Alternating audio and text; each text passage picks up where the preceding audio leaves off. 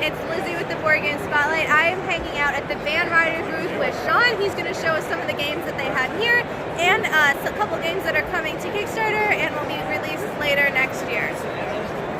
Yeah, so we have, kind of starting us off here, Bees is our brand new game in partnership with Awakened Realms. The art on this one is absolutely gorgeous, as you can see there. It's a very family-friendly game. It works great at very lightweight entry-level gamers that haven't had a lot of access to the hobby, and then definitely it's something fun for like a game night as a filler piece or something in between. Yeah. It's super balanced, super interesting, in the same vein as kind of Century stuff and things like that. We have our graphic novel adventures line still. Crusoe Crew is out here, and then we have the season 1 and 2 of the graphic novel adventures as well. We've still got the piece packs and things, so you can collect the bits as you play through. Yep. And then we also have Frontier Wars.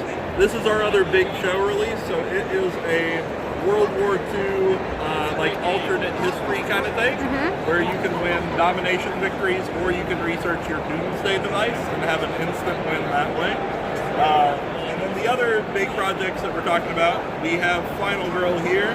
We'll actually be running demos today at 2 o'clock and the rest of the weekend.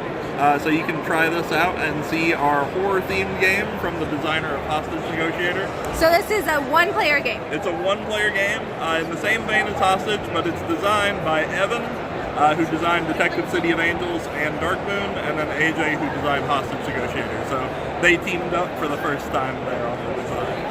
Awesome. And then the project that we don't have here, but Wednesday we will be launching on Kickstarter. So it may be out by the time that you see this there, is Sherlock Holmes, The Baker Street Irregulars. So that is in the same vein as Crusoe Crew.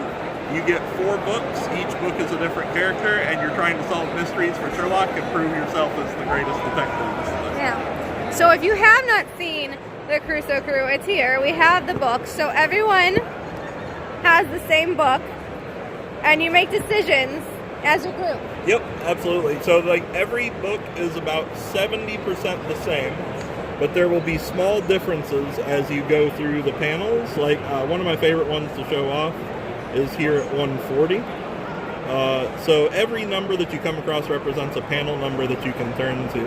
Okay. And if you look at this book here, you can see this 57 over here by the rock.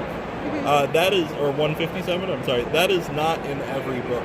It is unique to this particular book because Gabby can notice things. She's incredibly observant, and so she notices things that nobody else can see. Sarah is my favorite character to play as because she talks to animals, and who doesn't like talking to animals, right? Yeah. So you can see different mice and cats and things that may give you clues and that sort of thing about where to go and what the correct path is. And the new Sherlock one works similarly. You have Vicky, who's a disguise expert. So she can sneak through and get past cops or other security things and stuff like that. Ike likes to beat people up. That's about all he's good for, but he's very good at beating people up. Wiggins has like a mind palace, kind of like Sherlock. And then I'm missing somebody. But it's the other character there. I know. Oh, she can jump and climb on stuff. She's very similar to Nita in the Crusoe Crew. There we go. And so she's exceptionally good at climbing on stuff. She can get the skylights and peek down. And actually, she has one of my favorite sections in the game where she climbs up a tower and she guides the group through a labyrinth. And so you have to follow her instructions to follow that. Okay, so you also have Detective City of Angels, which is one of Derek's favorite games. He's played it with you a lot. You have the expansion, The Bullets Over Hollywood. We do. This is actually, this is the only place to get Detective right now until probably about February.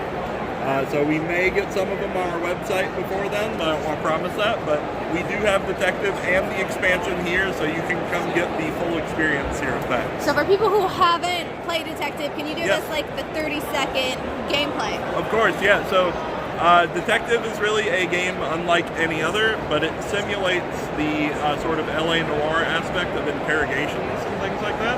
You'll ask questions and you'll get response cards back that represent what that suspect may say, and you have to try and determine if they're lying to you or not while you're solving these big mysteries. So one person is The chisel. The chisel. I was Yeah. gonna say wedge. Close. Yeah. You know.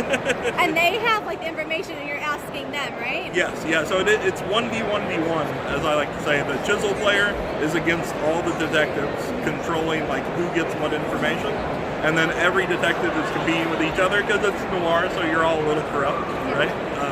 And you're trying to see who can be the first to solve the mystery. So Derek's played that a couple times. He needs to chisel for me so that I can try it out because I love the whole noir murder mystery style. It sounds amazing. If he won't chisel for you, I will chisel for both of you. So. Oh, we should set that up. Okay. Well, so that is what is new from Van Ryder. That's what's coming soon. If you are at PAX Unplugged, I hope you checked it out. I hope you picked up some of their awesome games. Thanks for joining me. Bye.